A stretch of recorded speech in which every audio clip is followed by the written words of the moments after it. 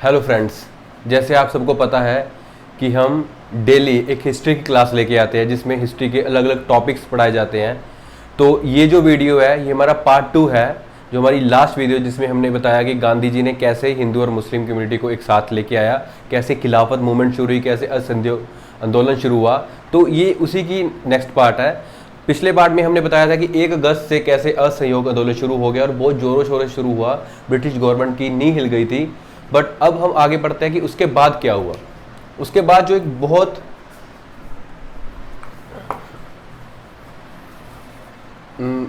बड़े किस्से हुए, जो बहुत बड़े इंसिडेंट्स हुए, उनमें से एक था 23 दिसंबर से 31 दिसंबर तक 1920 को कांग्रेस की मीटिंग हुई नागपुर में। तो क्या हुआ इस मीटिंग में? पहली बात तो इस मीटिंग को जिन्ना ने अपोज किया टोटली। पहले भी उन्होंने खिलाफत मूवमेंट और असहयोग आंदोलन को कोई साथ नहीं दिया, उन्होंने अपोज किया। पर इस मीटिंग में ये बात हुई कि मुस्लिम अब कांग्रेस में शामिल होने लग गए थे। इसका एक दो कारण थे। एक तो खिलाफत मूवमेंट इसका कारण था। इनके जो बड़े नेता थे शौकत अली, मोहम्मद अली, मौलाना अब्दुल, वो सारे कांग्रेस के साथ जुड़ के असहयोग आंदोलन में आ गए थे। तो मुस्लिम कांग्रेस में जुड़ने लगे, हिंदू मुस्लिम एक यूनिटी आने लग गई। दूसरा, इससे जितने भी हमारे सिटीजन थे, जितने भी उस टाइम पे हमारे, उनको कॉन्फिडेंस आया, उनको एक नेशनैलिटी की भावना जागी। जो उससे पहले जितने भी छोटे छोटे विरोध हुए उसमें वो नेशनैलिटी की इतनी भावना नहीं थी जो असहयोग आंदोलन में आया।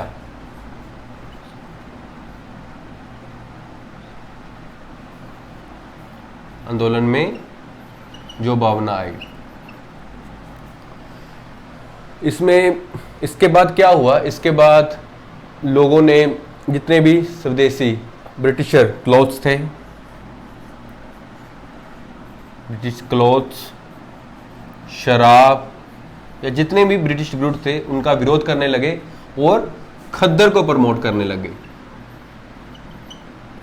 खद्दर को प्रमोट करने लग गए। ये चीज थ्रू आउट इंडिया हो रही थी।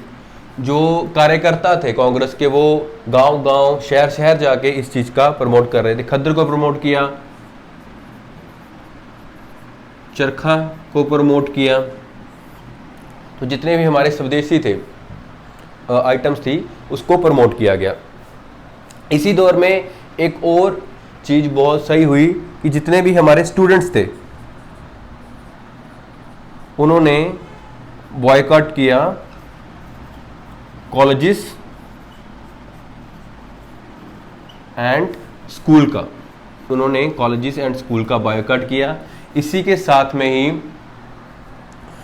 बहुत जितने भी हमारे पुलिस में थे या अफसर थे, उन्होंने अपनी जॉब्स लेफ्ट कर दी, अपनी जॉब्स को लेफ्ट कर दिया। मतलब उन्होंने टोटली ब्रिटिश गवर्नमेंट के सिस्टम का विरोध किया। तो आई होप इतना समझ आ गया कि असहयोग आंदोलन में क्या क्या चल रहा था। लोगों में कॉन्फिडेंस आ रहा था, ये चीज़ प्रमोट, स्वदेशी प्रमोट हो रहा था। ब्रिटिश गवर्नमेंट के जितने भी गुड्स थे उसका अपोज कर रहे थे। और जितने भी हमारे ऑफिशियल्स थे, इंडियन ऑफिशियल्स थे, वो अपनी जॉब छोड़ रहे थे, बच्चे स्कूल छोड़ रहे थे।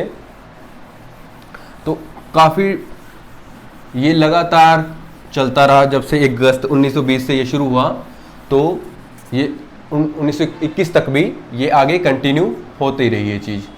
इसके अलावा जो टाइटल्स थे, जितने हमारे बड़े बड़े नेता को जो टाइटल्स मिले हुए थे, वो भी उन्होंने छोड़ दिए। जैसे गांधी जी को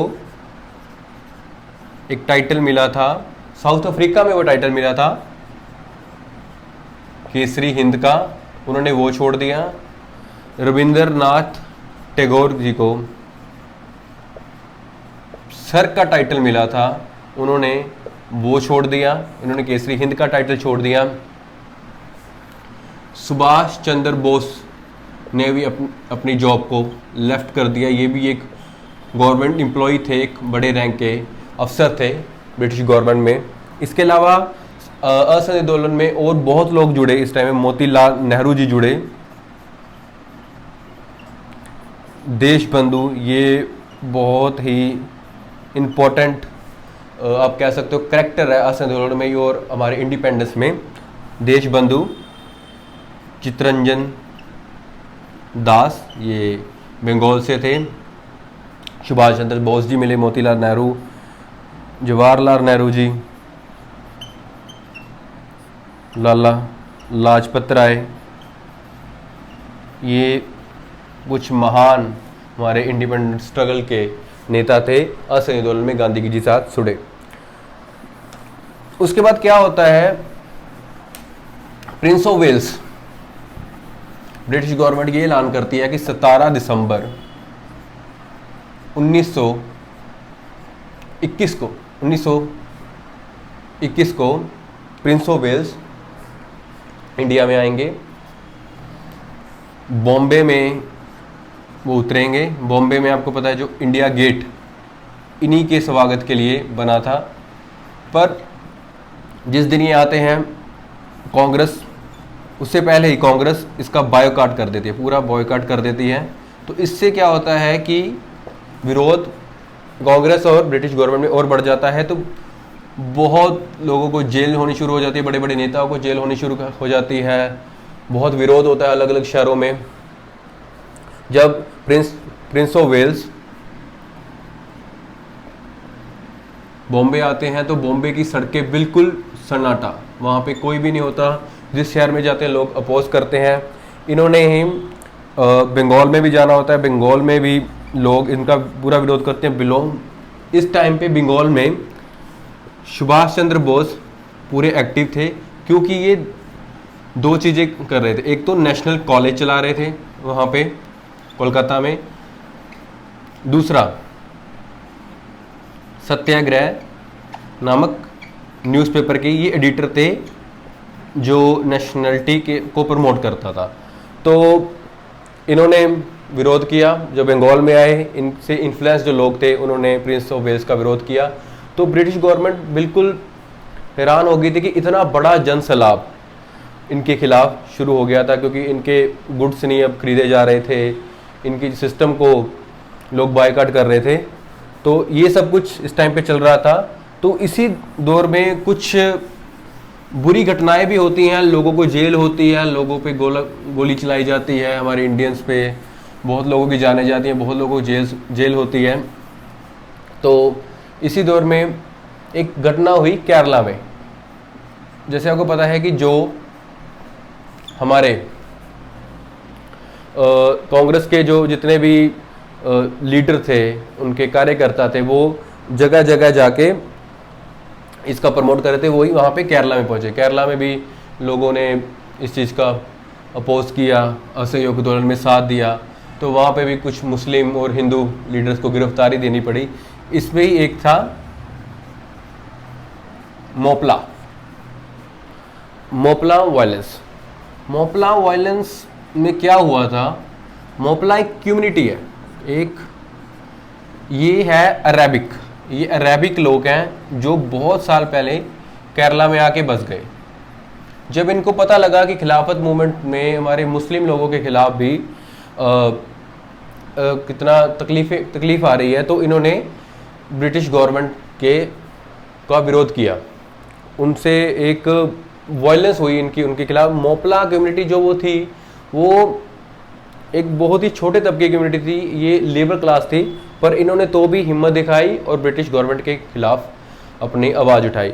इन्होंने काउंटर हुआ जब ब्रिटिश पुलिस के साथ, आर्मी के साथ, तो आर्मी उनको ब्रिटिशों को आर्मी भेजनी पड़ गई मोपला को रोकने के लिए। तो उनको क्या हुआ कि बहुत मोपला को मार दिया गया ब्रिटिश आर्मी की द्वारा से। और इसमें एक और इंसिडेंस है जो बहुत ही शर्मनाक इंसिडेंस ब्रिटिश गवर्नमेंट के द्वारा, कि रेलगाड़ी में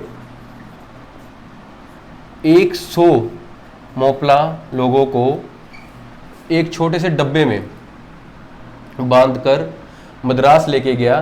तो रास्ते में वहाँ पे एक छोटे से डब्बे में 60 मोपला मर गए उसी रास्ते में, क्योंकि इतनी ज़्यादा गर्मी थी, उनको कोई पानी को कुछ नहीं दिया गया। तो इस चीज़ का बहुत विरोध किया गांधी जी ने, मदन मोहन मालवीय जी ने उनका साथ देने की कोशिश की। उन्होंने ब्रिटिश गवर्नमेंट को इसके लिए बताया कि आपकी कितनी शर्मनाक घटना है। मदन मोहन मालवीय भी एक बहुत बड़े, आपको पता है, सुधारक हैं इंडियन सोसाइटी के लिए, और एक इंडिपेंडेंस स्ट्रगल में भी इनका बहुत बड़ा साथ है। तो यहाँ तक ये सब कुछ हो रहा था। ये जो मोपला वायलेंस की घटना थी, ये घटना 17 जनवरी 1922 की थी। अब इस तरह ये बहुत फैल चुका था असहयोग आंदोलन, बहुत जेल भी हुई सभी नेताओं को, पर एट लास्ट ये इसका एंड कैसे हुआ? क्योंकि अब तक लोगों को लग रहा था कि भी कांग्रेस के नेतृत्व में हम आज़ादी बहुत जल्दी पा लेंगे, पर अनफॉर्चुनेटली 5 फरवरी 1922 को गोरखपुर के शोराशोरी जगह में लोग शांतिपूर्वक ब्रिटिश गवर्नमेंट का विरोध कर रहे थे, पर उनको अपोज किया पुलिस ने और फायरिंग शुरू कर दी। फायरिंग में बहुत लोग मारे गए, पर उन्होंने तब तक फायरिंग की जब तक उनकी गोलियां खत्म नहीं हुई। पर जब उनकी गोलियां खत्म हो गई, वो पुलिस स्टेशन में जाके छिप गए। जितने भी पुलिस ऑफिसर थे वो पुलिस स्टेशन में, पुलिसकर्मी थे पुलिस स्टेशन जाके, और तब तक जो हमारे विद्रोही थे वो पूरे गुस्से में आ गए थे। तो उन्होंने क्या किया, फायर पे पुलिस स्टेशन कर दिया, पुलिस स्टेशन को आग लगा दी और 20 पुलिस पर्सनल की डेथ हो गई। इसके बाद 12 फरवरी को जब गांधी जी को पता लगा, 12 फरवरी 1922 को उन्होंने एंड कर दिया असहयोग आंदोलन। तो इससे बहुत बड़े नेताओं ने, जैसे जवाहरलाल मोतीलाल नेहरू, जवाहरलाल लाजपत राय ने इस चीज़ का विरोध किया कि गांधी जी ने एकदम से क्यों इसको बंद कर दिया, जो इतनी शिद्दत से ये सारे लोग जुड़े हुए थे ब्रिटिश गवर्नमेंट के खिलाफ, एकदम से बंद कर दिया। तो लोगों का भी गांधी जी से कॉन्फिडेंस लो हुआ, उन पे यकीन कम हुआ। तो मार्च में गांधी जी पे एक केस चला, तो इलाहाबाद कोर्ट ने 6 साल की उनको जेल कर दी। तो ये सब कुछ था खिलाफत मूवमेंट से कैसे असहयोग आंदोलन आया, कैसे हिंदू मुस्लिम कम्युनिटी एक साथ जुड़ी, कैसे ब्रिटिश गवर्नमेंट की को हिला दिया गया, ब्रिटिश गवर्नमेंट के सिस्टम को हिला दिया गया, कैसे स्वदेशी को अपनाया गया, विदेशी को अपोज किया गया।